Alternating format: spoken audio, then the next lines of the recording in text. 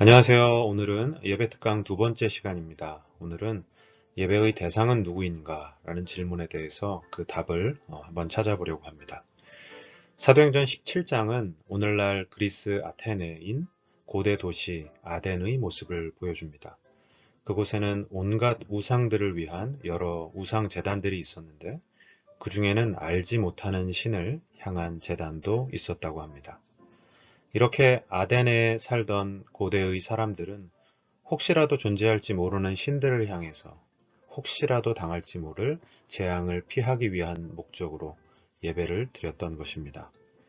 하지만 그들이 알지 못하는 미지의 신, 혹시라도 있을지도 모를 그 신은 사실 없는 것이나 마찬가지입니다.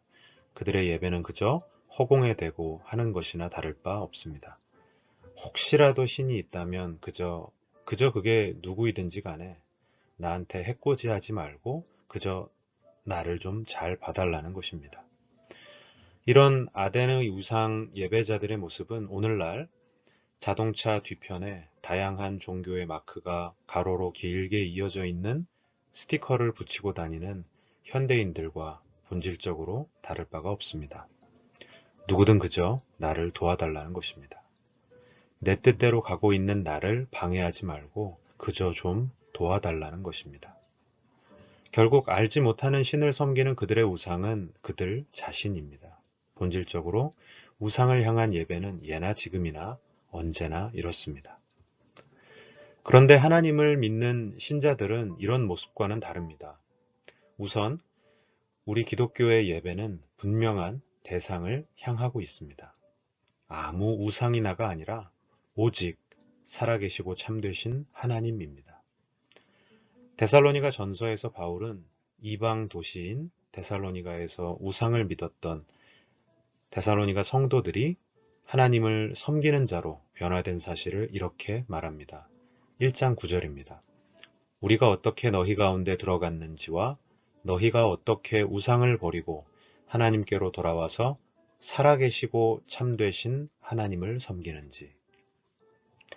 데살로니가 성도들이 섬기는 예배의 대상은 있는지 없는지, 살았는지 죽었는지도 모를 우상신들이 아니라 살아계시고 참되신 하나님입니다. 또한 그 하나님은 그리스 로마 신화 속에 등장하는 늘 제멋대로 늘 이랬다가 저랬다가 하는 변덕스러운 신이 아니라 진리와 공의로 다스리시는 참되신 하나님입니다.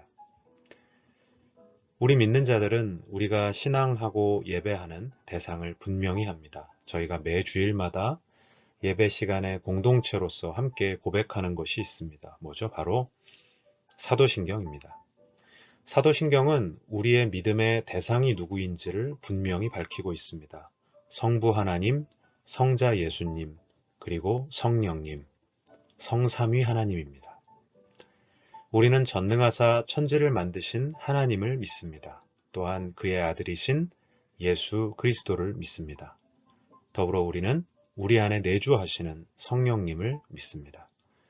이렇게 성삼위 하나님은 우리 믿음의 대상이십니다. 그래서 우리는 믿음의 대상이신 삼위 하나님을 예배합니다. 그러면 삼위 하나님은 누구이신가요? 먼저 첫 번째로 성부 하나님은 우리 예배의 주된 대상이 되십니다. 실제로 우리의 예배는 주로 성부 하나님께 돌려집니다. 왜냐하면 성부 하나님은 우주 만물과 우리를 지으신 창조주이시며 또한 구원의 주관자이시기 때문입니다. 두 번째로 성자 예수님은 예배의 중심이십니다. 예수님은 이 땅에 오사 십자가를 통해 구원을 성취하시고 부활하심으로 우리 구원의 중보자가 되셨습니다. 그런데 예수님은 하나님께로 나아가는 중보자이실 뿐만 아니라 우리 예배의 대상이십니다. 그래서 요한계시록에서는 보좌에 앉으신 성부 하나님과 더불어서 어린 양 예수님께 경배를 올려드리는 모습을 확인할 수 있습니다. 예수님께서 이루신 구원 역사로 인해 우리는 예수님을 경배합니다. 마지막 세 번째로 성령님은 우리의 합당한 예배를 도우시는 분입니다. 하늘에 계신 아버지 그리고 보좌 우편에 계신 예수님과 달리 성령님은 우리 안에 계십니다. 우리는 영과 진리로, 즉 진리의 말씀과 더불어 하나님을 기쁘시게 하는 참된 예배를 드릴 수 있게 하시는 그 성령님의 도우심으로 인해 온전히 예배할 수 있게 됩니다.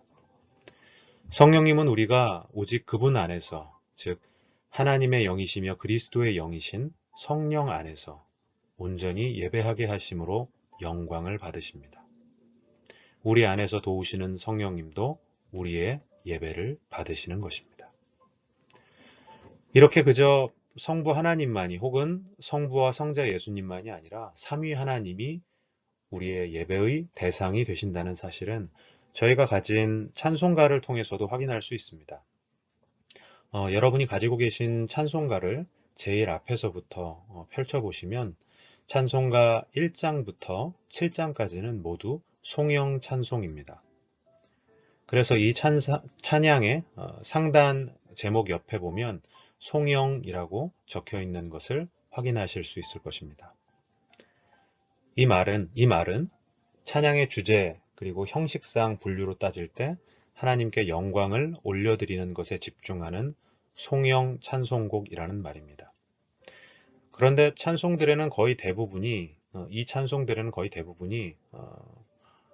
전부 성부, 성자, 성령, 삼위 하나님이 영광의 대상으로 함께 등장하는 것을 우리는 확인할 수 있습니다.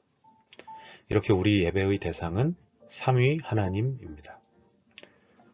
그런데 이 삼위 하나님은 한 분이신 하나님입니다. 삼위일체 하나님이십니다. 방금 저희는 설명을 위해서 삼위 하나님을 각각 따로 살펴보았지만 하나님은 한 분으로 계십니다. 그래서 우리는 삼위로 계시지만 한 분이신 삼위일체 하나님을 예배합니다. 삼위 안에서 하나를 이루시며 참된 교제 가운데 영광을 나타내시는 그 한 분 하나님을 예배하는 것입니다. 그래서 우리가 예배할 때에 하나님께 감사와 영광을 돌리며 중보자 예수님의 이름으로 그리스도를 중심으로 예배하고 성령 안에서 성령님의 임재 안에서 하나님을 기쁘시게 하는 참된 예배를 드리기를 간구하는 것입니다. 오늘 처음에 이야기했던 아덴의 예배자들을 다시 떠올려 보시기 바랍니다. 아덴의 그 거짓 예배자들의 모습은 그들의 믿음의 대상이 누구인지도 모른 채 그저 애처롭게 하늘을 바라보며 두 손바닥을 비비며 조아리는 비인격적인 신에 대한 두려움의 모습입니다. 그리고 그들의 마음 안에는 그저 자신의 안위와 자신의 소원과 뜻을 구하려는 그 마음밖에는 없습니다.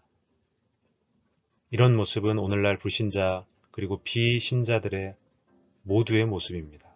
설령 그들이 종교가 없다고 하더라도 말입니다. 그러나 살아계시며 참되신 하나님을 섬기는 우리의 모습은 다릅니다.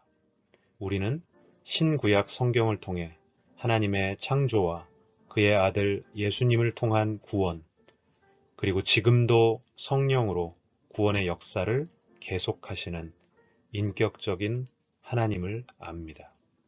우리는 우리가 예배하는 분이 누구이신지를 압니다. 그러나 구약 선지자 호세아가 외쳤던 것과 같이 우리는 힘써 여호와를 알아야 할 것입니다. 왜죠?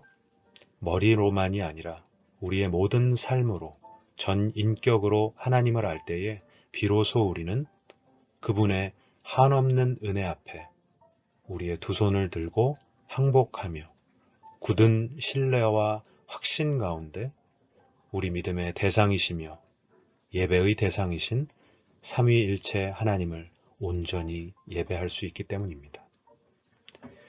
하나님을 아는 지식 위에서 온전한 반응으로 그분을 예배하는 우리 모두가 되기를 소망합니다.